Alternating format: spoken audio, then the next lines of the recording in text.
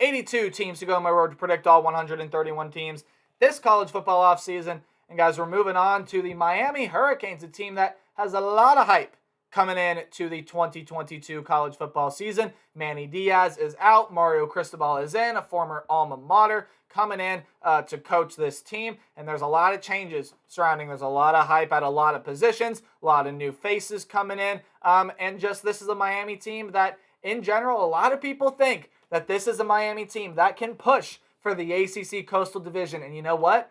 I kind of think that too. So, is this Miami team finally ready to get back contending in the ACC? Or are there going to be some growing pains for a couple years under Mario Cristobal? What's up, Tailgaters? My name is Tailgate Nate, and welcome to my channel. I'm predicting all 131 teams this college football offseason. Guys, that means I'm doing your favorite teams. So go ahead and hit the subscribe button, ring the bell, so you know when that video gets uploaded. And for fans of the Miami Hurricanes out there, you guys are going to know this team a lot better than me, but that also goes for in general. So if you guys would like to, please leave a comment down below. If you feel like I missed something, you want to add something, anything of the sort, and I'd be happy to hear what you guys have to say. So let's talk about Miami in 2022. This is my third ranked team in the ACC coming into the 2022 college football season. Yeah, third ranked. I am believing the hype for this Miami team. I'm drinking the Mario Cristobal Kool-Aid.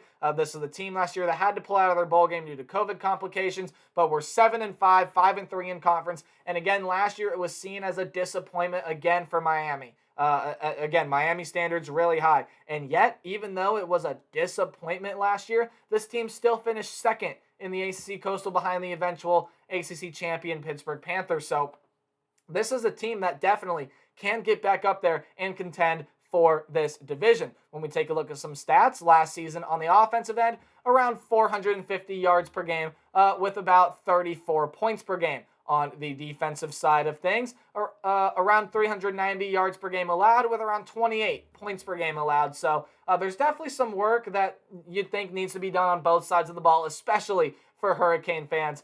They want to get back to that Hurricane standard, right? Miami being a national contender like they were in the early 2000s and for so long before I was born, before I can remember watching college football.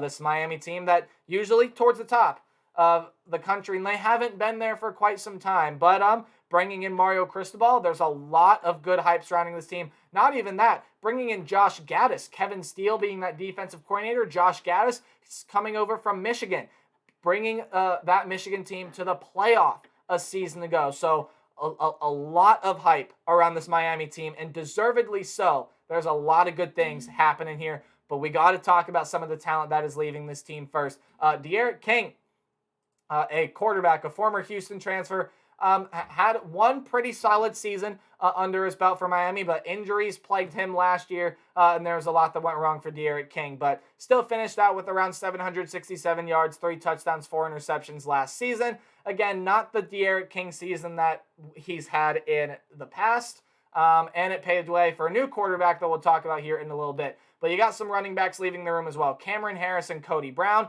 guys that are leaving. Harris had 71 carries for 409 yards and 5 touchdowns a season ago. In the wide receiver room, Charleston Rambo, a 1,000-yard receiver from the season ago, is gone, had 1,172 yards and 7 touchdowns, as well as Mike Harley, who had 543 yards and 5 touchdowns for this team. Mark Pope is also a name that is leaving this wide receiver room, as well as D. Wiggins, also another guy that is leaving here, a very talented younger wide receiver that is leaving this room. So when you look elsewhere, a couple offensive linemen on the defensive side, not as huge of losses as last season, but still some pretty substantial ones there as well. Jonathan Ford is gone, as well as Jonathan Ford gone off of the defensive line. When you look at the linebacking position, Bradley Jennings, Zach McLeod, DeAndre Johnson, couple names that are leaving that position. Zach McLeod had 5.5 sacks last year. DeAndre Johnson had 4.5 sacks a season ago. So definitely some talent that is leaving there. Otherwise, in the defensive back group, Bubba Bolden and Amari Carter. Couple names that are leaving. Bubba Bolden, 2 passes defended, a sack, 42 tackles last year. It was a pretty solid player in that defensive back group. But now looking at the talent Miami's got coming back, a sneaky Heisman candidate in Tyler Van Dyke. 2,931 yards, 25 touchdowns, and 6 interceptions last season. Came in for the injured Derek King and was fantastic. Is a sneaky candidate, in my mind at least, to try to make a push towards winning the Heisman Trophy, although he definitely is not one of the favorites. Has some fairly long odds. If he puts together a super special season, Miami is a top 5 team.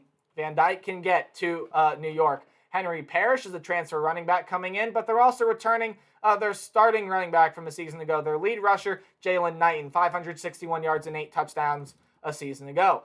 They get Frank Ladson, a wide receiver over from Clemson. Keyshawn Smith, Xavier Restrepo coming back, as well as one of the better tight ends in the nation, in my opinion, and Will Mallory with 347 yards and 4 touchdowns. So definitely a lot to like about this Miami team. When you look on the defensive side, Darrell Jackson comes back for this team. He was a pretty solid part a season ago.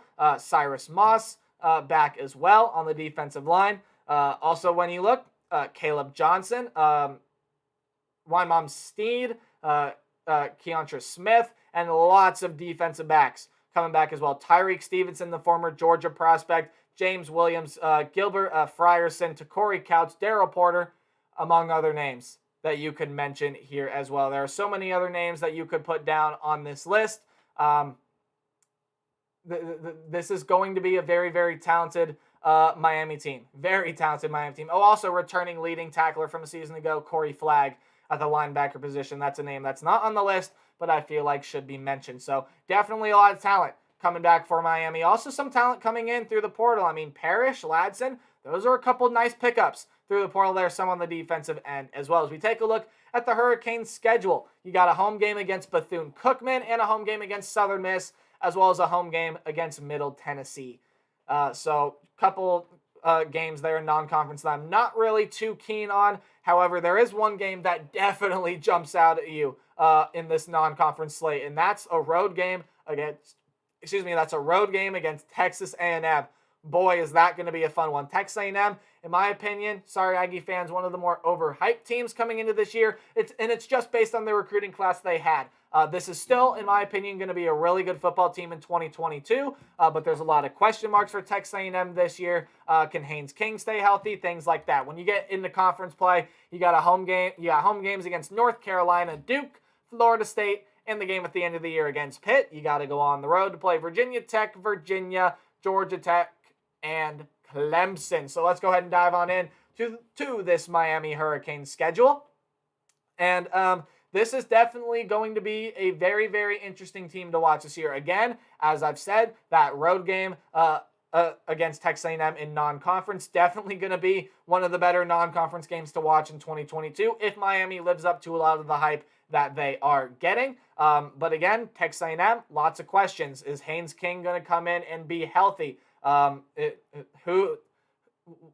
What guys out of the recruiting class are going to step up and make some big plays? What younger guys are going to step in and make some? We know the talent is there for Texas A&M, and we know the talent's going to be there for at least the next 3 years. Maybe even starting this year, next year probably the more likely possibility. But this is the Texas A&M team that still has got a lot of talent, the best recruiting class of all time coming in, and that's going to be a dangerous environment for Miami to go and play in. When you look at the conference schedule, there are a couple interesting games for Miami for sure. You got a road game against Virginia Tech, and although the Hokies have a lot of questions and a new head coach kind of trying to rebuild that program, you can never sleep on the Virginia Tech Hokies in Blacksburg. It's just a thing that you can't do. Couple interesting home games. You got Florida State at home, North Carolina at home, games that you definitely don't want to have on the road. So wipe off your brow there. A fairly tricky road game on the road against Virginia as well. I think that can prove to be some challenge. But the two games at the end of the year, I think a lot of Miami fans are circling on this schedule. You got a road game against Clemson, and then you have a home game against Pitt. And this is definitely going to be a very, very interesting down the stretch kind of thing here for Miami, because it's a team that I very well could see going 8-1. Or 9-1 throughout their first 10 games. They could prove to be a top 10 team, maybe even higher.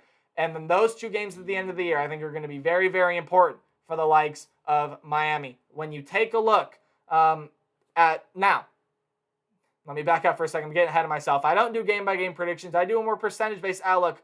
Tell me predict the team's record. So there you go. There are the percentages thrown up on the board. Games in red means I don't necessarily think you're going to win the game. Games in orange means I still think you're not going to win. But hey, it's college football and upsets can happen. Yellow are your 50-50 or high upset potential games. Games in yellow-green are games that you should win, but watch out for teams on the other side of the ball. And games in green are games that I have you winning. So there are 4 games in green. Duke, Middle Tennessee, Southern Miss, and Bethune-Cookman. Think they should be able to win all those. Other games I think they should be able to win on the road against Virginia, although that could prove to be a tricky environment. You could throw that game in yellow there if you absolutely wanted, much like you could throw the Virginia Tech game in yellow-green if you wanted there as well. But Blacksburg, a little bit tougher of a place to play than on the road against Virginia. Then you got a home game against Florida State. Again, still watch out for the Seminoles. That could be a tricky team to play. And the only reason that Georgia Tech game is in yellow is because it's on the road. But Georgia Tech loses Jahmyr Gibbs, lots of other talent. So that's not going to be a big thing. However, again, that non-conference game against Texas A&M, going to be an interesting one to watch. A couple games that I feel like Miami might have a little bit of trouble in. That home game against North Carolina, but we still have yet to see kind of what the Sam Howell-less offense for the Tar Heels looks like. So definitely going to be an interesting thing to watch there. Again, you can never count out Virginia Tech on the road in Blacksburg, just a thing that you can't do. And then on the road against Clemson, at home against Pitt, 2 games right there that I absolutely see being crucial in Miami down the stretch. Now, on the road at Clemson, I'm going to favor the Tigers there. They probably have that offense figured out towards the end of the year if they don't figure it out earlier in the season. But the game that draws my eye, and again, I said this in my Pitt video, is the game right there against Pitt. And it is a team that I think a lot of people are still kind of overlooking. I think Pitt, people aren't denying that they can contend for the ACC. But I do think that Pitt is a team that might have a better record than a lot of people think. And I think is a Pitt team that I think can contend and can compete. And I think can be a good, solid team. However, Miami gets them at home. And I am drinking the Kool-Aid here for Miami. I really like what this team has coming back. I see this team as a 9-3 and a very, very fringe 10-win team. I almost put Miami at 10 wins, but I didn't. I have them sitting here at 9-3, which I think is a very, very solid record for Miami. I think 10 wins, even 11 wins is absolutely achievable. Now, going on the road to play Texas A&M, definitely not a game that I am going to think that I'm going to predict Miami to win at this stage. I'm going to slightly lean towards A&M, but it's a game that Hurricanes can go in there and win.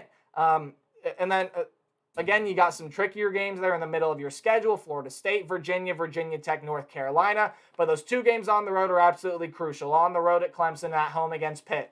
However, that game against Pitt, I think, is more crucial because at the end of the day, it very well could prove to be the winner of that game goes to play the winner of the ACC Atlantic in the ACC championship game. It's a division that I think is down to Miami and Pitt, and the game being played at the end of the year. I think that's just going to be a fascinating, phenomenal game. But I'm drinking the Kool-Aid. I think there's going to be a couple little moments of growing pains in here, and I do think Miami's going to lose a game that they quote-unquote shouldn't, hence why they're sitting here at 9-3. Because I think they dropped that game to A&M, split the games against Clemson and Pitt, and then I think they lose one game that they're not really supposed to. However, this is the team I'm really high on, and I like moving forward into the coming years, and especially this year in 2022. But that's going to do it for my video on Miami. Be sure to leave a like, comment, subscribe, anything you can to help support the channel means a lot to me. And remember to play hard but tailgate harder. See all you guys in the next one. Goodbye.